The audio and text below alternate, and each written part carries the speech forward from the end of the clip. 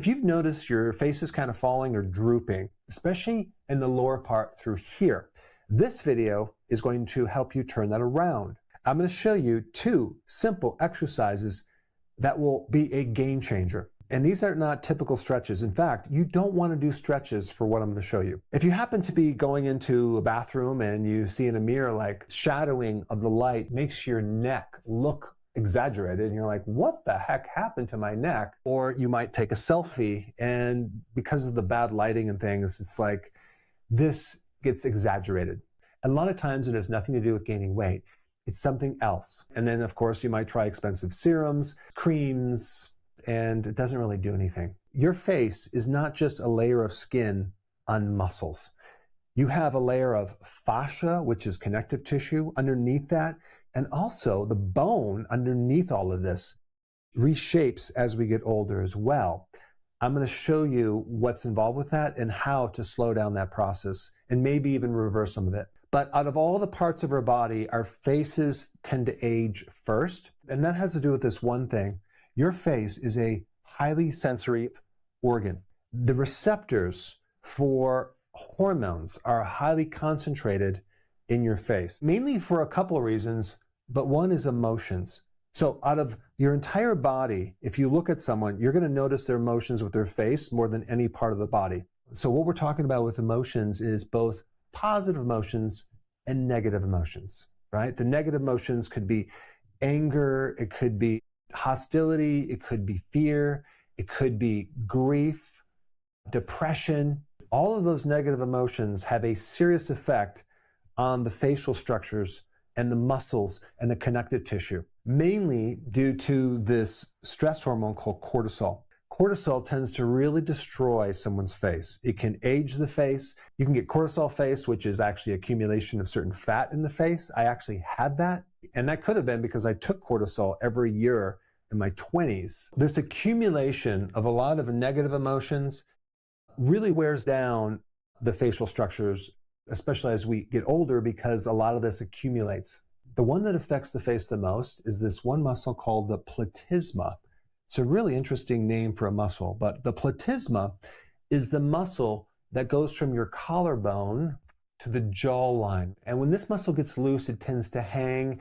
It creates like that turkey neck. One of the very important things you need to know about this muscle is it's almost entirely fast twitch fibers. They're lightning speed fibers. They're designed for explosive movements. And this is why you'd never want to do like a sustained hold stretch on your neck muscles. You want an exercise that's completely different because this muscle is involved in smiling, gasping, talking, not the slow sustained holds. Now, before we get into the stretch, I just need to mention a couple things. One, cortisol. Cortisol is an enemy to your face, especially when you're in any lower emotions. And so the best way to deal with cortisol is not necessarily just to pretend like you're not stressed, but to use motion and exercise and walking to kind of burn off that excess cortisol that builds up in your body through a stressful day. And the main stress that activates cortisol is not physical stress, it's mental stress. And this is why we need to pair the mental stress with the physical walking. That's the antidote. So a lot of people ask me, what supplements do I recommend? Now, of course, I'm not biased of my own high quality supplement line, but if you go to Amazon and type Dr. Berg supplements, you'll find more information. As a side note, some people take hyaluronic acid, which is a natural remedy to help increase hydration to your skin, but that only works on a very superficial layer. It does not work on the actual root cause, which is the muscles underneath the skin or the bones that make up your face. So the 2 exercises I'm going to teach you right now are one to help with this muscle, which is underneath here, and the other is to strengthen the muscles, the connective tissue, the ligaments, the fascia around your lower part of your face through here, using the jaw muscle. A lot of the foods that we eat now are completely soft foods, so we don't use our jaw muscles anymore. And way back in the past, when we used our jaw muscles, when we ate grass-fed, grass-finished meats, you had to chew it for a period of time, and it builds up your facial structure really, really nice. So that's one of the things that we need to go back to. I'm going to show you an exercise that you can do every day that will mimic that. So you can start strengthening the muscles in your face and start to restructure what's underneath the skin. So your face is going to look a lot younger from this. All right, we're going to show you the first exercise for the platysma, okay? I will be honest with you, this exercise is probably not one you want to do in public because it's a little cringy, but it's super effective. Now notice how fast she's doing it. She's doing about 10 to 15 impulses with a rest in between, okay? And you're exploding this muscle underneath your chin, and it's going to tighten this whole thing.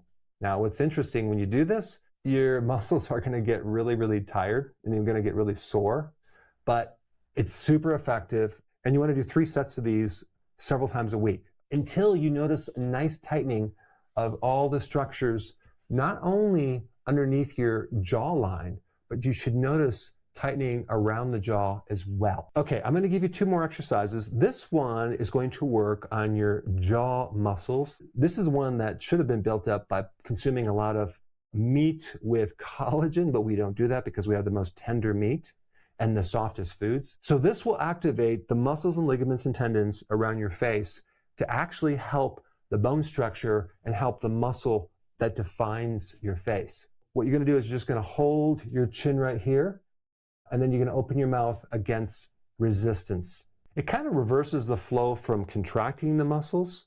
We're going the opposite direction. Now let's do it from the side so you can see it.